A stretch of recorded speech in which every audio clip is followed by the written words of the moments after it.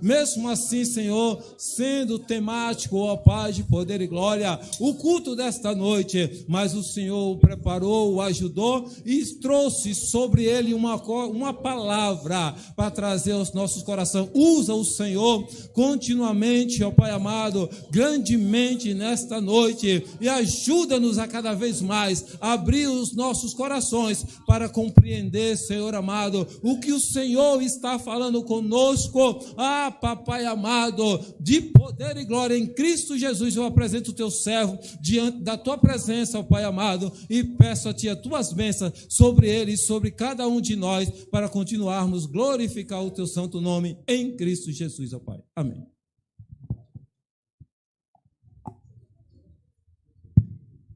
Som. Paz do Senhor, irmãos. Paz do Senhor, igreja. Tem alguém feliz com Jesus aqui nessa noite? Glória a Deus. Eu quero agradecer a Jesus por essa oportunidade.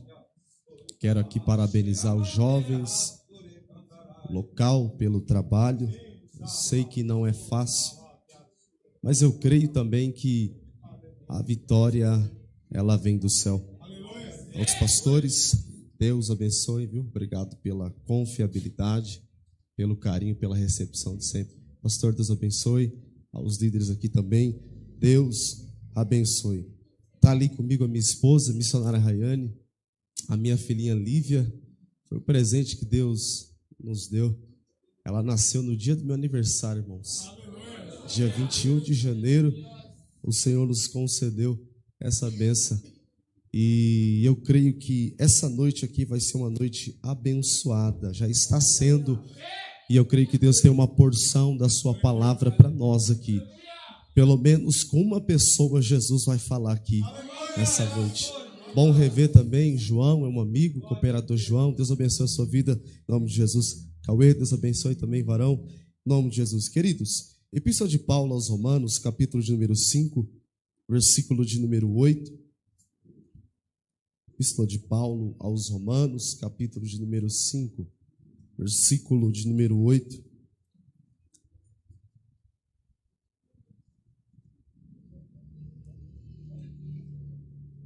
Aleluia. Versículo de número 8. Diz assim: Mas Deus prova o seu amor para conosco em Cristo. Morreu por nós, sendo nós ainda pecadores. Amém? Toma o seu assento em nome de Jesus. O Senhor está na casa, irmãos. Queridos irmãos, essa epístola aqui de Paulo aos Romanos nos contém 16 capítulos, e o apóstolo Paulo ele está na sua terceira viagem missionária para cumprir as suas grandes viagens missionárias longas. Paulo está em Corinto e ele vai escrever essa carta, e uma diaconisa chamada Febe vai ter a responsabilidade de levar essa carta a esses cristãos que estão em Roma. É interessante que essa igreja, ela é fundada em Atos dos Apóstolos. No capítulo de número 2, quando estava tendo a festa de Pentecoste. Se observarmos e passear pelo contexto histórico aqui, do capítulo 1 de Atos até o capítulo 12, nós vamos observar que quem se destaca é o apóstolo Pedro. E do capítulo 13 ao capítulo 28, quem se dstaca é o apóstolo Paulo. Com 3 viagens missionárias longas, e dos 27 livros do Novo Testamento, você vai observar que 13 epístolas são atribuídas a Paulo. Paulo tinha um desejo enorme no seu coração de tentar visitar essa igreja que estava em Roma. E olha que interessante, essa igreja foi fundada por alguns irmãos que estavam no dia de Pentecoste. Se observarmos o livro de Atos, o versículo-chave é Atos 1:8, quando Lucas está dizendo que Jesus relatou e deixou isso para nós: mas recebereis a virtude do Espírito Santo, que virá sobre nós, e ser-me-eis as minhas testemunhas, tanto em Jerusalém, Judeia, Samaria e também confins da terra. Observa que na festa do Pentecoste, o apóstolo Paulo vai nos ensinar na igreja em Corinto, em 1 Coríntios 15, ele diz que Cristo apareceu para Pedro, que é Quefas. Ele diz que Cristo apareceu para 500 e também apareceu para ele. De 500 vai sobrar 120. E aqui nessa noite eu quero conjecturar, sem ferir o texto: saia da festa e entra no culto. Eu vou repetir isso aqui novamente: saia da festa e entra no culto, porque o culto já começou desde as 7 horas da noite. Observa, 500 vieram para a festa, somente 120 vieram para o culto. Então observa que interessante, que vai cumprir o dia de Pentecostes. Jesus é ascendido aos céus, e a Bíblia diz que os apóstolos estão orando, os apóstolos estão clamando a presença do Espírito Santo. Passou o período da Páscoa, entrou o período do Pentecoste. Só que a igreja primitiva estava dentro do cenáculo. Eles não estavam calados como nós. Eles estavam orando unanimemente, no mesmo propósito, na mesma afiação, corpo, alma e espírito. Você vai observar que durante os 10 dias, eles estão clamando a presença do Espírito Santo, para que a presença do Espírito Santo descesse no cenáculo. Uma coisa é Jesus estar no ambiente, e outra coisa é ele se manifestar. E para Jesus se manifestar de uma maneira diferente em nosso meio, eu preciso sair da festa e entrar no culto. Senão eu vou ser como aqueles 500. Venho somente para a festa, fico empolgado com a festa e esqueço de dar o meu culto para o Senhor. É interessante que vai cumprir o dia de Pentecostes, e estavam todos reunidos no mesmo lugar, e de repente veio do céu. Observa que é de repente. Então, se a gente estiver unido no mesmo corpo, na mesma afiação, no mesmo espírito, o Espírito Santo pode descer dentro dessa casa de oração e ainda incendiar jovem, renovar jovem, restaurar jovem, encher jovem da presença do Espírito de Deus. Tem alguém aqui? Diga assim comigo: mas para isso. Não, diga: mas para isso. Cutuque esse alguém que está do seu lado. Diga assim para ele: é necessário você sair da festa e entrar no culto. Diga para ele, liberando essa primeira palavra profética. Diga: porque só vai ter milagre quando você entrar no culto. Diga: só vai ter vitória quando você entrar no culto. Só vai ter manifestação de Deus quando a igreja na sua totalidade entrar no culto. Deixa eu ver nessa noite quem aqui está entendendo o que o Espírito Santo está falando. Eu já posso sentir a primazia dele aqui nessa noite. Eu preciso dizer algo aqui para alguém: a glória é dele, o poder é dele, a casa é dele, o louvor é para ele. Ele tem autonomia de falar da forma que ele quer.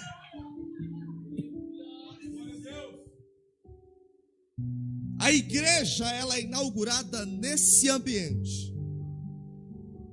Você pode observar que das 13 epístolas de Paulo, Algumas epístolas, Paulo ele está tratando com os crentes, como ele trata com a igreja de Corinto, como ele trata com a igreja de Gálatas, como ele trata com as demais igrejas.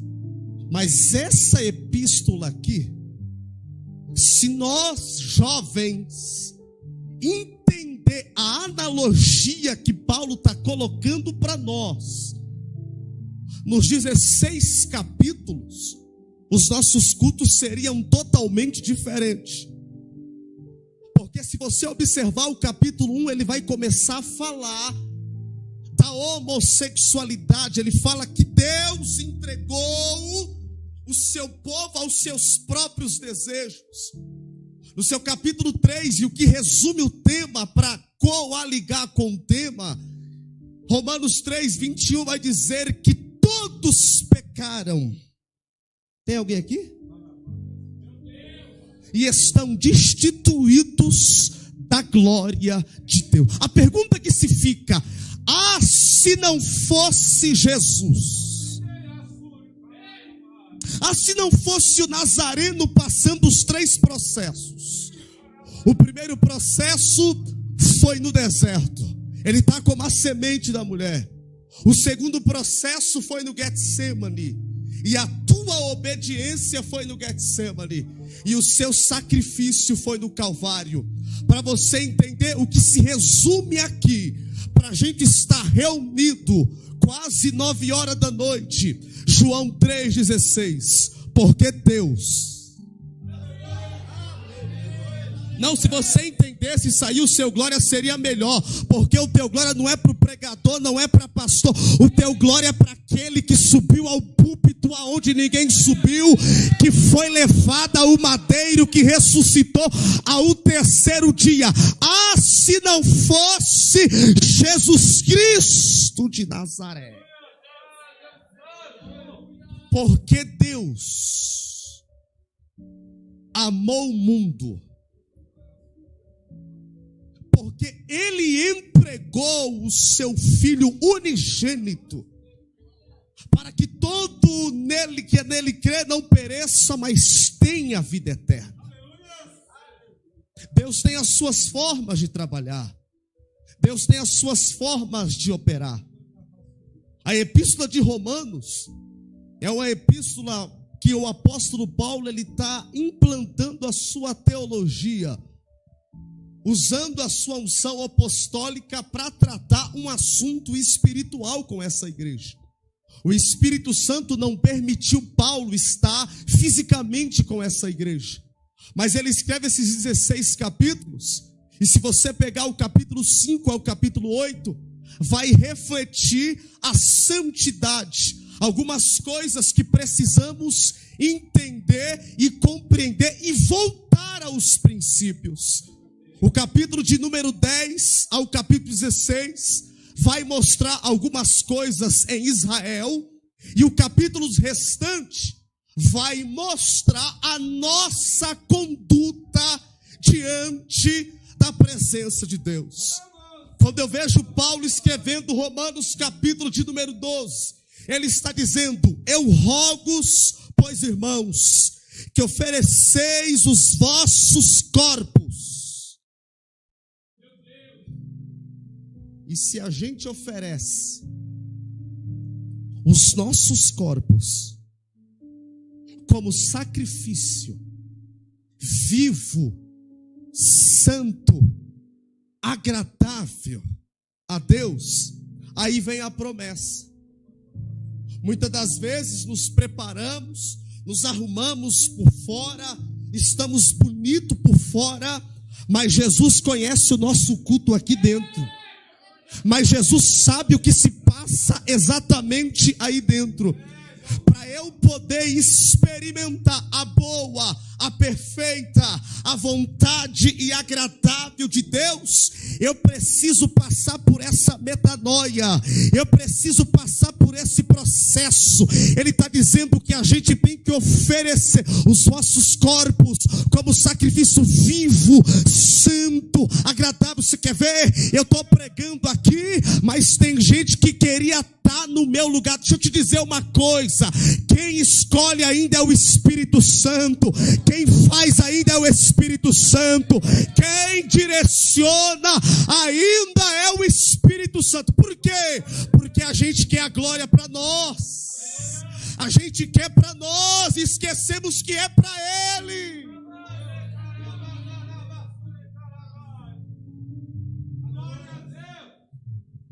A glória não é nossa, o ambiente não é nosso, o ambiente é dele. Então o Espírito Santo tem as suas formas de trabalhar, o Espírito Santo tem as suas formas de operar, de falar, de fazer e de realizar os teus propósitos. E se a gente não entrar na realidade dele, o negócio não anda. Você já imaginou essa epístola chegando nessa igreja? A forma que eles iam receber essa epístola, dizendo que pelo primeiro Adão, e ele faz uma analogia de Davi, que Deus cobriu os seus pecados. Ele faz uma analogia falando também sobre Abraão, que foi imputado pela fé, justificado pela fé e não pelas obras.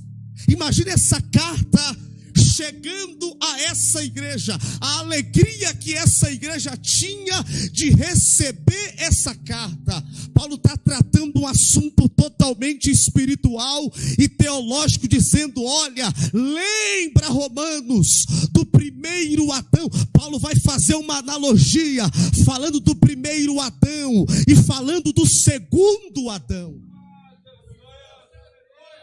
Aí sabe o que o apóstolo Paulo está dizendo?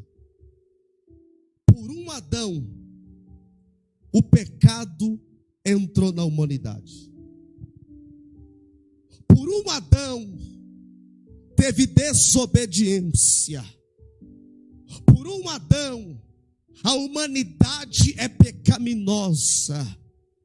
Mas quando a gente olha para o segundo Adão, aonde entrou o pecado, superabundou a graça de Deus. Aonde entrou a desobediência, entrou a obediência. Aonde entrou uma humanidade perdida, teve a oportunidade para que a graça dele estabelecesse dentro de mim e dentro de você. O que Paulo está nos ensinando aqui no capítulo 5 é: olha para o Éden. Entenda, jovem, dentro do jardim existem limites. Dentro do jardim o próprio Deus colocou limites. E jardim que não tem limite, a serpente entra. E aí quando a serpente entra, irmãos, a gente começa a se embaraçar.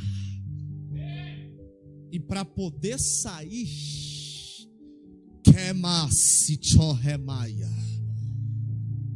para poder sair é difícil quando a gente começa a se embaraçar com algumas coisas. Deus não estava preocupado, pastores, com a forma que ele criou o jardim, com flores, com os 4 braços que saía do jardim. A palavra jardim significa deleite. Deus não estava preocupado com nada disso. Deus estava preocupado em se relacionar com o homem. Deus estava preocupado em descer na viração do dia e se relacionar com o homem que ele criou com as suas próprias mãos. Deus estabeleceu o limite de todas as árvores. E aí o problema é que vai entrar a concupiscência da carne. O que? O desejo. A curiosidade. E a curiosidade está matando muitos jovens dentro da casa de Deus.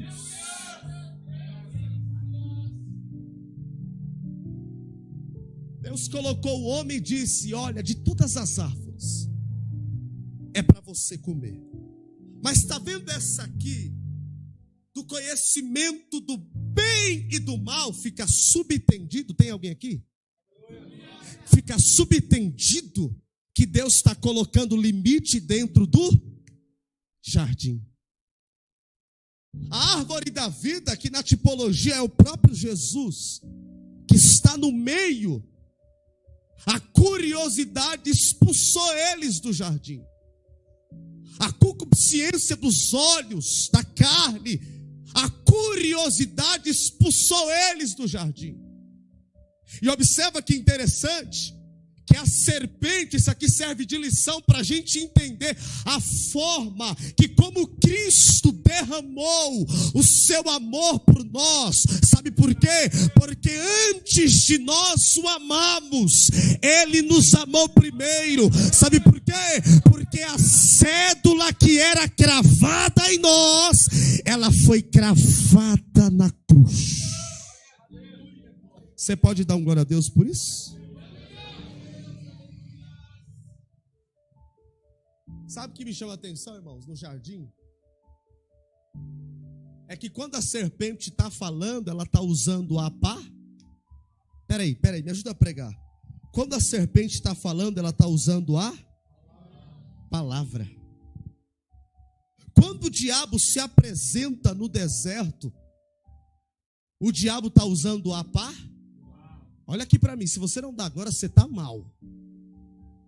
As dificuldades, as adversidades, as tentações, a gente não vence em línguas estranhas. A gente não vence quebrando o banco. A gente não vence com chapinha bonito, com cabelo bonito, com vestimenta bonita. O diabo não vai respeitar se a sua vestimenta é bonita. O diabo vai respeitar se aí dentro, eu estou vendo um crente de mão levantada ali, se aí dentro tem palavra. Porque se tem palavra, o diabo bate continência e vai embora. Observa que Adão não está junto com a mulher. A serpente vem, fala com ela, usa a palavra. Não podemos comer, porque Deus sabe que se vocês comerem, observação, eles estão na dispensação da inocência. É a mesma coisa, olha aqui para mim, é a mesma coisa. Eu soltar minha filha aqui nua, ela está na inocência, mas está em santidade. Irmãos, está na inocência. E aí a mulher na inocência, parece que não vejo Adão do seu lado, e a serpente vem. E observação, o diabo não tem pressa, irmãos. Ele trabalha com a sua paciência. Ele não é como nós. Ele tem paciência para derrubar crente. O diabo por trás dos bastidores derrubou Davi. O diabo por trás dos bastidores derrubou Sansão. O diabo por trás dos bastidores derrubou Salomão, pervertendo o seu coração. E aí o apóstolo Paulo vem quebrando a banca no Novo Testamento, dizendo: aquele que está de pé, cuida para que não caia. Está vendo que você conhece?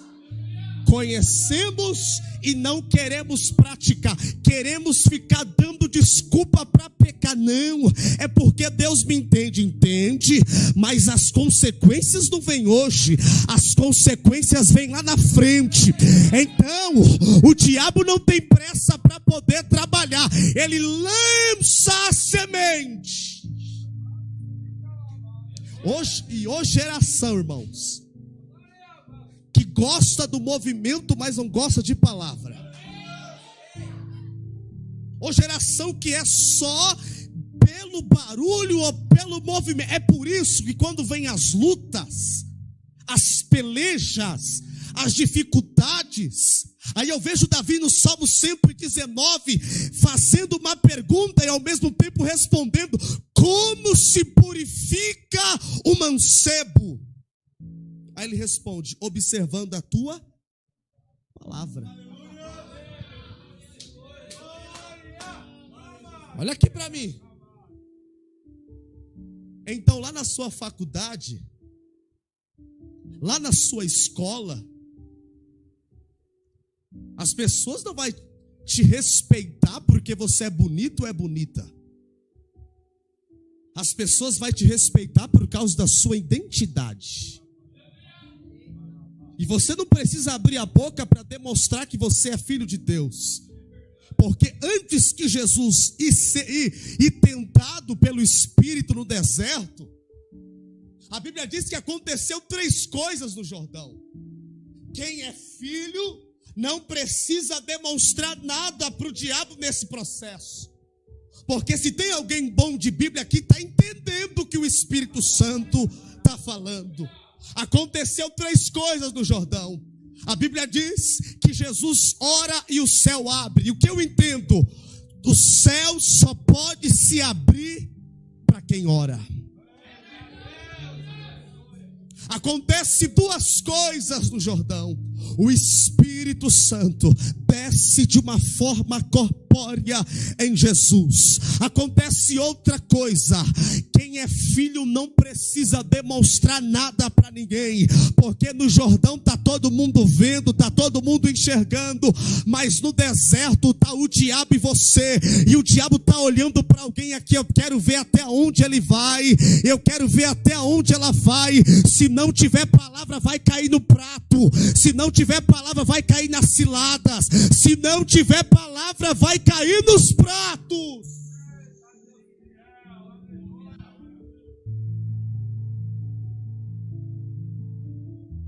Aí sabe o que o diabo está dizendo para Jesus no deserto? E foi a mesma coisa que a serpente disse para Eva, usando a palavra. Sabe o que o diabo está dizendo? Se tu és filho de Deus, transforma essas pedras em pães. Quem ouviu uma voz no Jordão dizendo: esse é o meu filho amado. Ah, você não deu glória porque você não quis. Esse é o meu filho amado, a quem eu tenho prazer. Levante a tua mão assim, levante. Porque quem te justifica é aquele que morreu no seu lugar, que provou o amor por você. Quem te justifica é Deus. É por isso que o apóstolo Paulo escreveu em Romanos 8: quem atentará uma acusação contra os escolhidos de Deus, se é Deus que o justifica? Se Deus é por nós, se Deus é por nós, me ajuda a pregar. Eu estou pregando para uma igreja que gosta de Bíblia. Se Deus é por nós,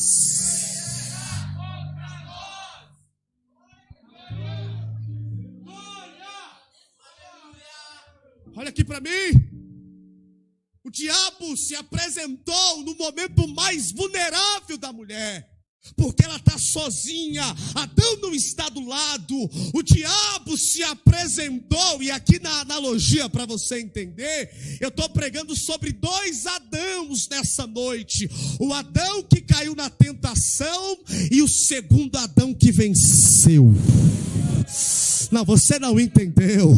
Olha aqui para mim, jovem. O diabo não vai se apresentar para você dentro da igreja. O diabo não vai se apresentar para você não. O diabo vai se apresentar no momento mais vulnerável. Porque o diabo se apresenta no momento mais vulnerável de Jesus. Ele termina o propósito de 40 dias e ele se apresenta a Jesus. Por que ele não se apresentou quando Jesus estava no azeite? Você não entendeu? Porque ele se apresentou quando Jesus sentiu? Você não entendeu? Acabou até o glória a Deus aqui agora, né? Então o diabo vai se apresentar nos momentos mais vulneráveis. É quando a gente está no quarto sozinho.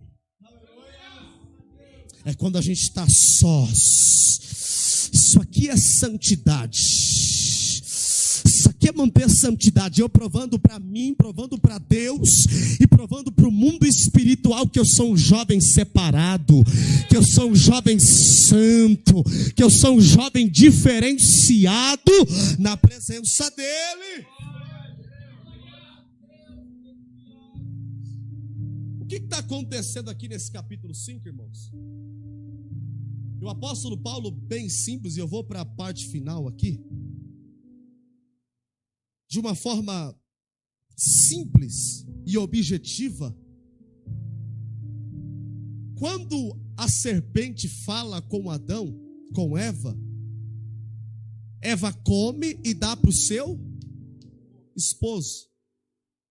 Quem erra é Eva. Só que quem sente o peso é Adão. Quem erra é Eva. E quem sente o peso é Adão. E é assim nos dias de hoje. Nós erramos e queremos ficar culpando B, queremos ficar culpando C, queremos ficar culpando D, e a culpa nunca é com nós.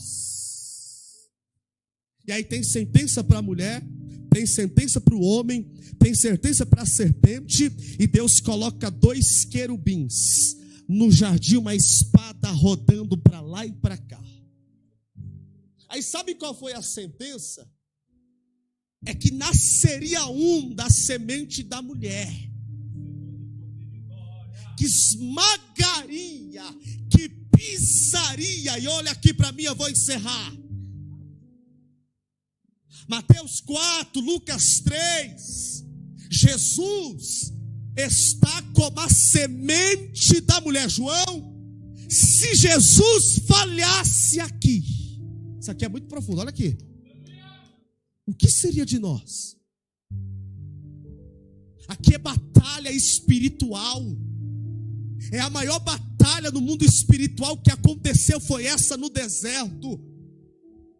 Porque Jesus está como a semente da mulher.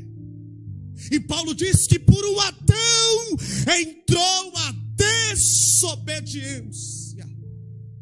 Por outro Adão entrou essa oportunidade de salvação, de graça. Por isso que ele diz: aonde habitou o pecado, superabundou. É de graça, meu filho, é de graça. Essa é